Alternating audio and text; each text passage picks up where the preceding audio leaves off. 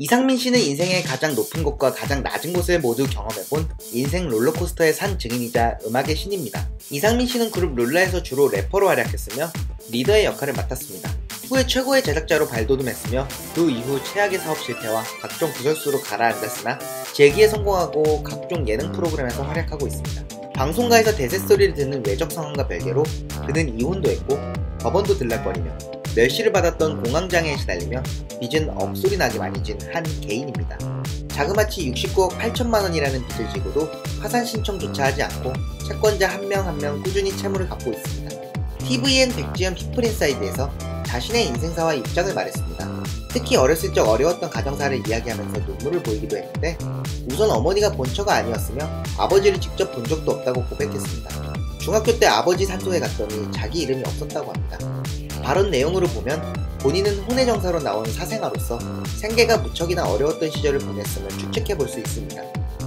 더 지니어스 룰 브레이커 결승전 당시 2라운드 게임에서 사용한 비밀번호가 본인의 아버지 생년이라고 언급했는데 아버지를 본 적도 없지만 아버지를 그만큼 생각하고 있다는 것을 알 수 있습니다. 어쨌든 가난했던 유년 시절부터 거울을 보며 필히 성공할 것을 다짐했다고 합니다.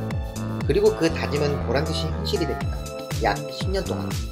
1994년에 룰라 1집 100일째 만남으로 데뷔했지만 투투에 밀려 큰 주목을 받지 못했으나 그래도 가요 프로그램에서는 10위권까지 들면서 선전했고 후속곡 비밀은 없어로 골든컵을 수상하면서 서서히 스포트라이트를 받았습니다. 95년 2집 날개 잃은 천사로 최고의 인기를 구가했습니다. 그 당시 김건모의 잘못된 만남으로 대표되는 빠른 리듬의 음악이 대세이다 보니 날개 잃은 천사에 대한 반대 의견이 속출했지만 이상민은 끝내 이 곡으로 가야 한다. 이게 룰라의 색깔이다 라고 설득했다고 합니다. 그 결과 전국의 음반 공장이 룰라의 앨범만을 찍어내야 해 다른 가수들이 활동을 미루게 됐을 정도의 대성이었고 너무 바쁜 일정 탓에 차 대신 헬기를 타고 스케줄을 다니는 등 최정상급 가수들만이 경험했던 일들을 겪습니다. 하지만 3집 때 타이틀곡 천상유의 표절로 인해 지탄을 받고 활동을 중단해야 했습니다. 훗날 이 사건을 자주 곱씹은 탓에 천상유해를 이상민의 곡으로 알고 있는 사람들이 많지만 이 곡의 작곡가는 미국 공연 당시 데모 테이프를 주었던 교포 제임스 리였습니다. 어쨌든 이 일로 크게 상심한 이상민 씨는 동맥을 끊는 자살 시도를 했다는 보도가 나기도 했습니다. 이때 문병으로 온 탁재윤 씨가 주머니에서 500원짜리를 꺼내 보여주며 이것밖에 없는 나도 사는데 네가 왜 죽어 임마 라고 오열했다고 합니다. 훗날 2015년 6월 30일자 호박시에서 밝힌 바에 따르면 자살 시도를 한 게 아니라 화가 나서 주먹으로 유리창을 깼는데 피가 많이 나서 매니저가 오해한 것이 와전된 거라고 합니다. 룰라는 이후 이연도의 프로듀싱을 받은 4집으로 성공적인 복귀를 합니다. 다만 4집 수록곡 중 유일하게 이상민이 선보였던 아자가 다시금 표절 판정을 받아 비판을 받기도 했습니다. 97년에 5집이 발매되었는데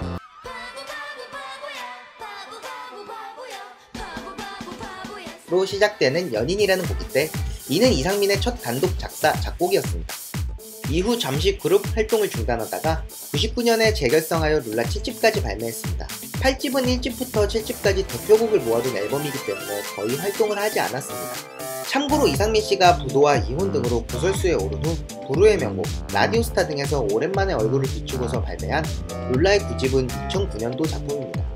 그리고 이상민씨는 프로듀서로서의 활약을 시작했는데 이후 2000년대 초까지만 해도 이상민은 SM 엔터테인먼트와 제휴를 맺어 SM이 월드뮤직의 음반을 유통해주고 10억 원의 자금을 대주었습니다. 당시 휘하에는 에스더, 엑스라지, 플레오, 고용우, 김지연, 바비킴, 디바, 샤크라, 이브, 타샤니 등의 음반을 제작한 잘나가던 사장님이었습니다. 소속 가수들을 모두 동원하여 YG 패밀리를 모방한 도로스를 탄생시켜 가수만 14명, 총 인원은 100명에 가깝도록 한 무대에 세우기도 했습니다. 어쨌든 전성기 땐 지금보다 더 정확한 정산이 안되던 시절인데도 저작권료만 한 달에 1,500만원을 벌었다고 합니다. 그리고 당시 JYP 사옥이 부업하던 시절 이상민씨의 통장엔 현금이 48억 원이 있었다고 합니다. 다만 그 이후에 사정이 어려워지면서 투자받은 10억 원 중 7억 원을 SM에 돌려주지 못해서 소송 끝에 소속 가수들의 음반, 뮤비 저작권을 대신 줘야 했습니다. 인도 오리엔탈 컨셉을 전면적으로 내세운 샤크라, 걸스 힙합을 거의 처음으로 시도한 디바, 웃기는 가수 듀오 컨츄리 꼬꼬 등 다양한 시도를 했고 좋지 않은 이별로 끝났지만 묻혀있던 백지영을 정상급 가수로 재기하게 만든 것도 이상민씨였습니다. 그러나 샵이 내분 끝에 2002년 공중분해 되고 디바는 회사가 기울어지기 전에 진작에 소속사로 옮겼고 MC 해머를 참여시켜가며 만든 그룹 엑스라지의 미국 진출 실패 등이 이어졌습니다. 이 와중에 이상민 씨는 외식 사업에 눈을 돌려 2004년 이종 격투기와 트랜스젠더 쇼를 보며 식사를 할 수 있는 레스토랑 김미파이브를 개관하게 됩니다.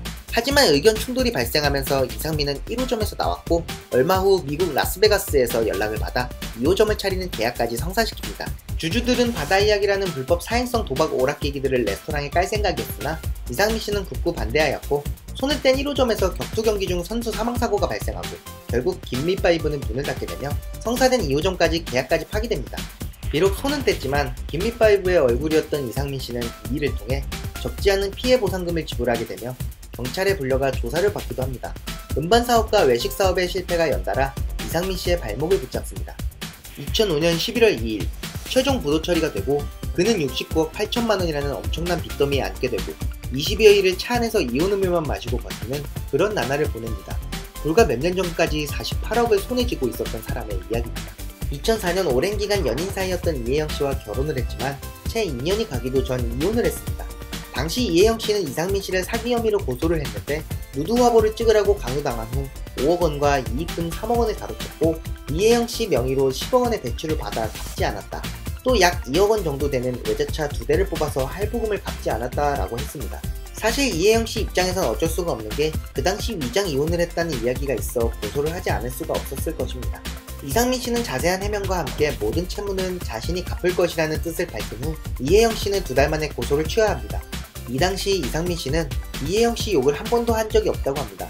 다만 내가 잘못한 거지 뭐 이렇게만 얘기했다고 합니다. 이상민 씨는 김수미의 쇼킹에서 이혜영과 관련된 모든 채무를 이자까지 확실히 갚았음을 밝혔습니다. 그 외의 채무는 여전히 갚고 있다고 합니다.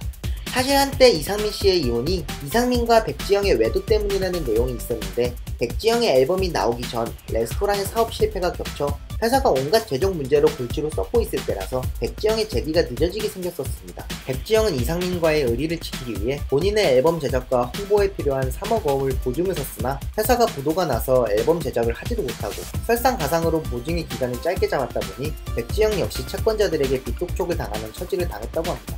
백지영 씨는 다른 소속사로 가기 위해 계약 해지를 원했으나 이상민 씨는 아직 계약된 음반이 한 장 남았음을 알리는 내용 증명을 보내 이미 공경에 빠진 그녀를 한 번 더 붙잡는 생각을 벌입니다. 하지만 빚독촉을 당했다. 이런 얘기는 백지영 씨는 이상민 씨에게 전혀 얘기하지 않았다고 하죠. 방금 내용은 음악의 신에서 이상민 씨가 살면서 잊지 못할 사람 2명에서 3명 중 1명이라면서 언급을 하죠. 그러던 이상민 씨가 재기에 발돋움을 합니다. 2012년 엠넷 모큐멘터리 예능 프로그램 음악의 신의 주인공으로 예능에 입문합니다. 프로그램의 목적은 LSM 엔터테인먼트라는 이름의 연예기획사를 차린다는 내용인데 그의 과거가 과거인 만큼 동료 연예인들의 멸시, 원망, 공정을 한몸에 봤습니다. 한창 잘나가다 같이 진행하던 고영욱의 성폭행 추문 때문에 위태위태했었습니다. 영웅아 미안해.